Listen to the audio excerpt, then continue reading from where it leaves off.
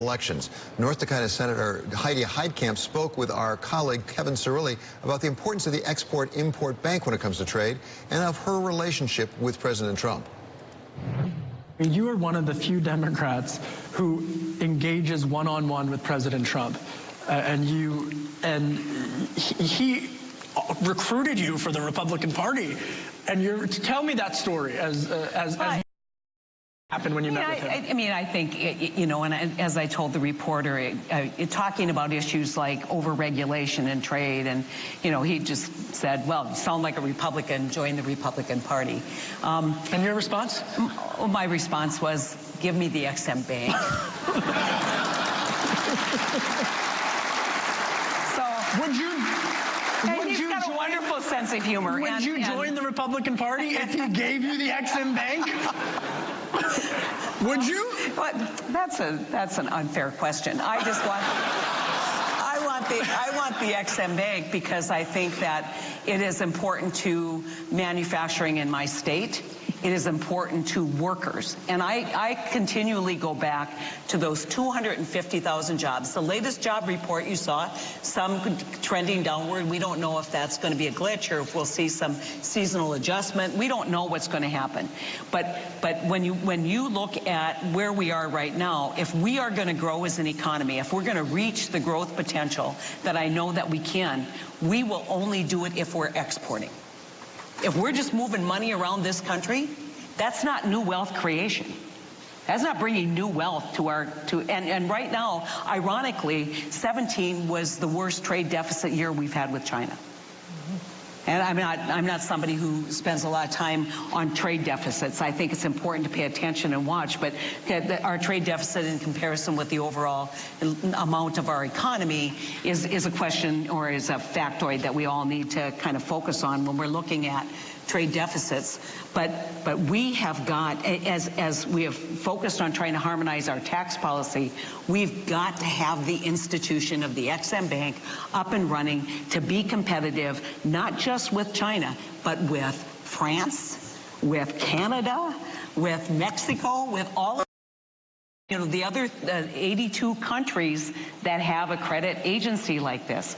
And the irony is, it hasn't cost the taxpayers a dime. In fact, it's paid dividends to the taxpayers. And so there's no logic. There's no economic logic. The only impediment is ideology. And ideology frustrates me when it comes in the face of that persistent, nagging problem called facts. People like Senator Sanders, as you mentioned, Senator Elizabeth Warren, they criticized heavily the Democrats who supported that banking bill. And they used a lot of tough rhetoric, Senator, saying you're supporting big banks and whatnot. Is that problematic to the Democratic Party, especially in a midterm year? You know what? I think that when we expect political parties to walk in lockstep, we get the gridlock that we have right now. And I think any kind of dialogue, I think people are entitled to their opinion. They represent their state. I'm entitled to my opinion. And it's my job to persuade 60 members of Congress that I'm right and they're wrong. And that's what we did.